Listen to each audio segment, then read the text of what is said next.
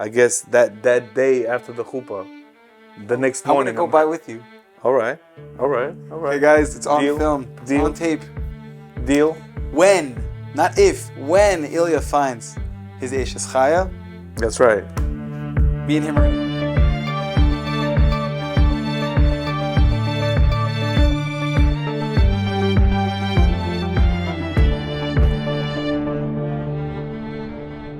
Welcome back, everybody, to the Pray Hard, Play Hard YouTube channel and podcast. Welcome back to Parshat the Barber. You're back. Right. Welcome back. After a long time of us being gone, it's good to be back. Yeah, Please smash that like button. Hopefully you find our videos entertaining and informative. that's right. I've resigned myself to the fact that we've reversed it, and you're the entertaining one and I'm the informative one. Really, I thought it was the other way around, but all right. I'm just joking, because we used to say informative, entertaining. I'm just messing around. Oh yeah, and welcome to Parshat the Barber. I think I said that already. Yeah, I'm confused right now. Yeah, he just got back from a marathon, so his mind is still somewhere in Texas. A little dehydrated. We got plenty of water. I mean, help yourself.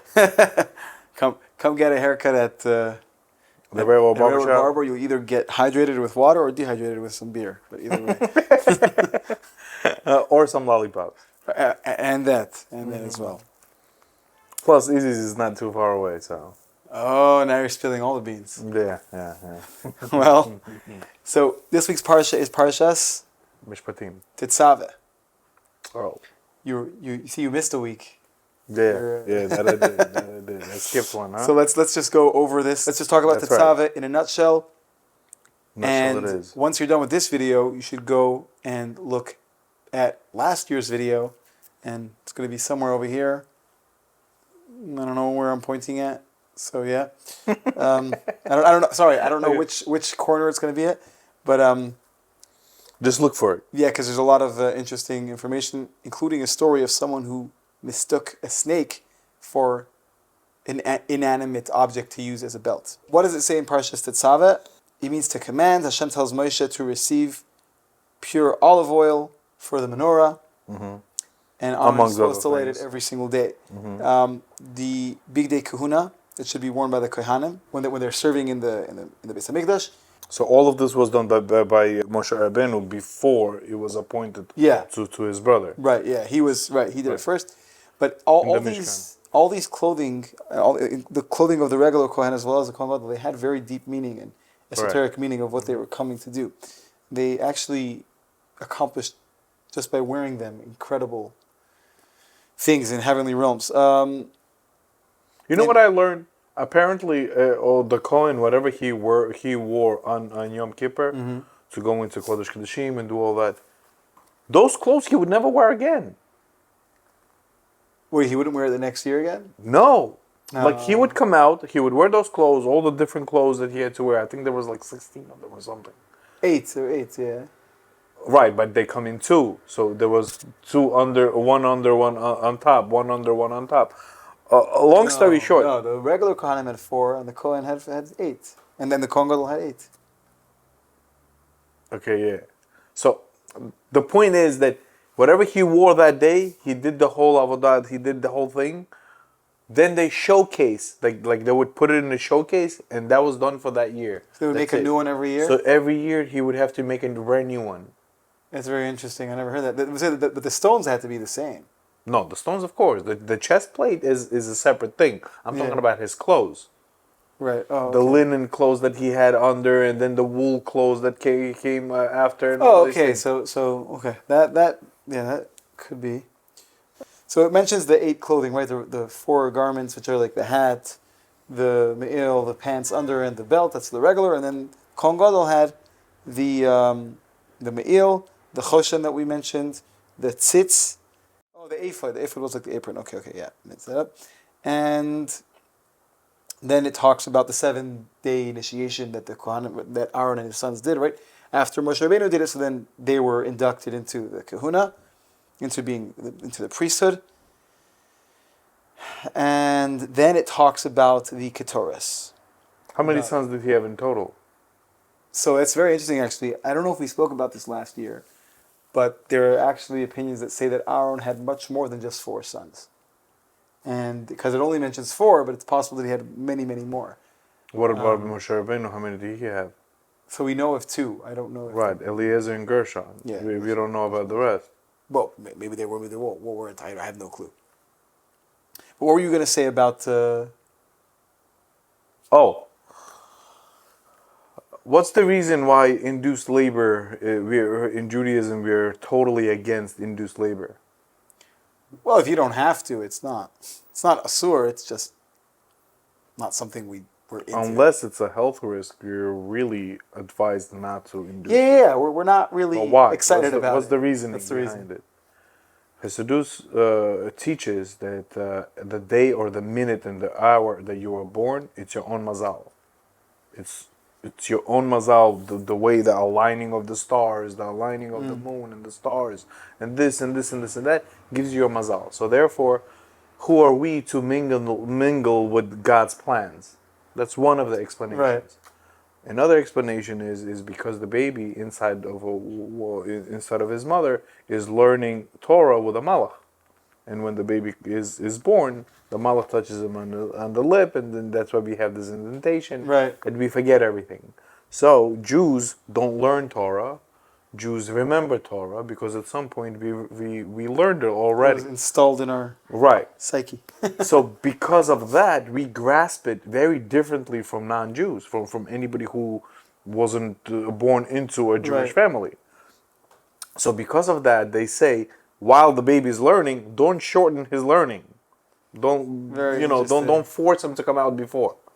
Yeah. With that said, you know that Moshe Rabbeinu was a premature baby. Yes. He was 7 months old when he was born. Right? So that's why he couldn't remember. So you remember when he goes up the second time to bring down the luchot. Wow. He stays for 40 days and 40 nights, and then he picks up his head and he says to Hashem, "I'm sorry, but I can't remember. I couldn't grasp it." And then Hashem says to him, "You did your part. You were patient. You did your part for 40 days, 40 nights. You didn't stop and say, you know what? Stop. I'm not getting it. You did your part. Now I'm gonna do mine." He just installs it into his head. It's so interesting. So because he didn't finish out his term with the angel and learn, so he. Well, that's my assumption. I just learned all those things on the same day, so I put them all together. Oh, you say this is the. No, you didn't hear this anywhere. Right, I didn't hear this anywhere. It's That's just that so I just put interesting. them all together. I'm like, is it a coincidence that I hear this today and I hear that today and then I was like, there gotta be something, and then I just put them all together. Guys, Ilya's gonna come out with a sefer in a few years. He's gonna have all of his You give chidushim. me way too much credit. Another thing I learned, very, very important, that you guys are gonna love this. As a matter of fact, so there's this rabbi I'm listening to on YouTube. He's a Baal Tshuva himself, about 35 years ago. He had a conversation about, he was saying, when you missed the mincha, let's say, or arvit, how do you make it up? Tashlumi. There you go.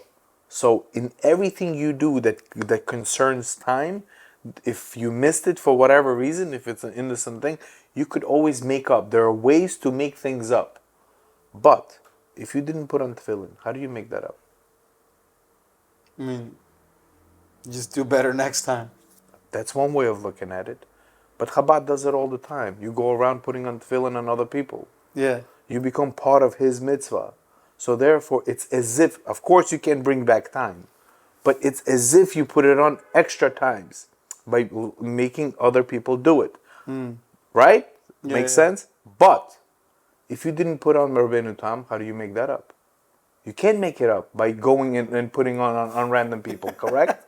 Yeah. Right? Yeah. Right? Okay, yeah. How do you make it up? Think How about do it. you make it up? By convincing your other brothers to put on Rabbeinu Tam. Now you became part of their mitzvah.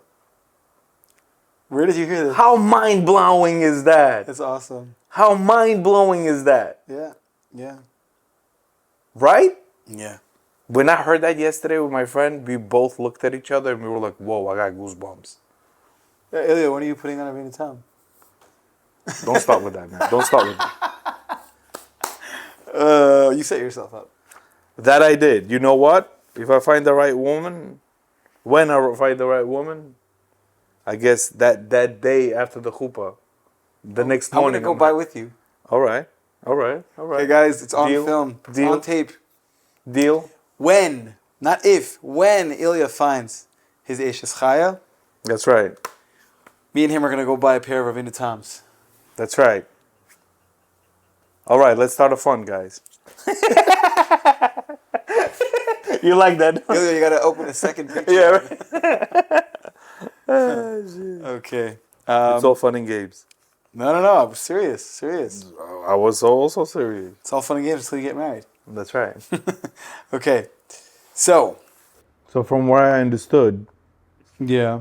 you missed a couple of days, huh? You're trying to convince me to put on Rabbeinu Tam now. I plead the fifth. Don't feel guilty, bro. It's all right. Just do better. Do better. That's it. Okay. I think that I want to mention one thing just from the parsha and one thing from the Rebbe. Of course.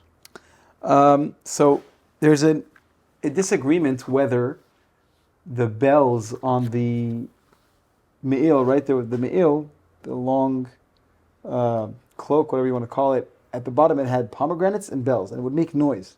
Right. There's the argument if it was 36 in the front and 36 in the back, which makes 72, or if it was 36 in total, which would mean 18 in front and 18 in back.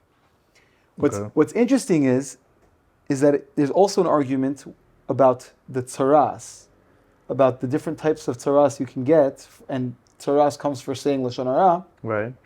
whether there's 72 types or 36. And the me'il comes to atone for Lashon Hara. So it kind of corresponds, right? The opinions that say it's 36, also the opinions that say that it's 36 types, and the opinions that say 72 also say there's 72 types of tzaras. And the reason why the me'il comes to atone, to be mechaper for Lashon Hara, is because the bells make noise, and Lashon Hara is the sin of not keeping quiet. If you have to say something, you have to make noise, right?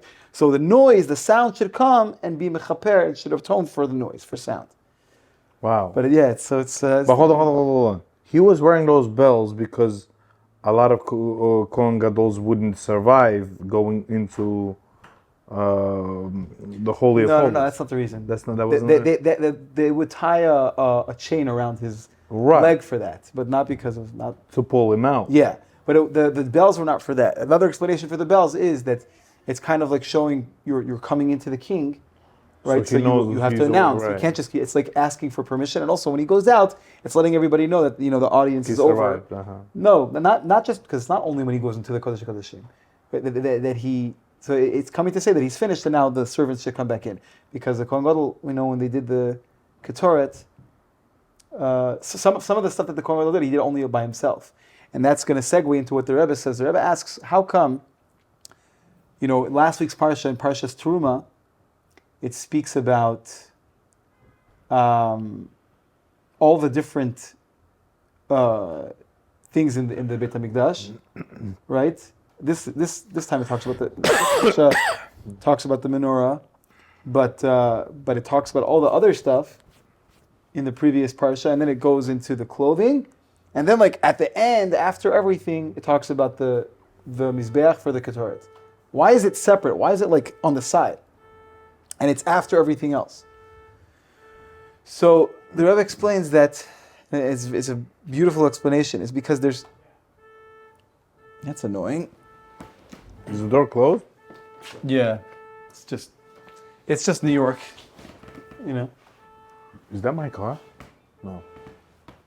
So, nice. So the Rebbe explains that the reason is because the Ketoret was done by the Kohen Gadol by himself. No one else was allowed to be there. Okay. Right? But the rest of the stuff, there was an audience. There was always people there. There was always honor. There was always people, there was always a spectator event. Mm-hmm. This was only between the Kohen Gadol and Hashem. And the lesson from this is that although there's many aspects in Judaism that involve, when you do the right thing, when someone is great, automatically there's a big commotion and there's a lot of honor that's given. Just like in the Beit HaMikdash, it was a home of honor. We saw so many miracles. Nevertheless, you should know that the end goal, what do you put at the end? And the end shows on, what the real goal. It's always between you and Hashem. Right? Is that what? That it's all about my personal relationship with God. It's not about getting honor. It's not about making commotion, doing things in public. It's about how do I behave when no one else is around, when it's just me and God. Well, there was a Kohen Gadol for 80 years. He survived.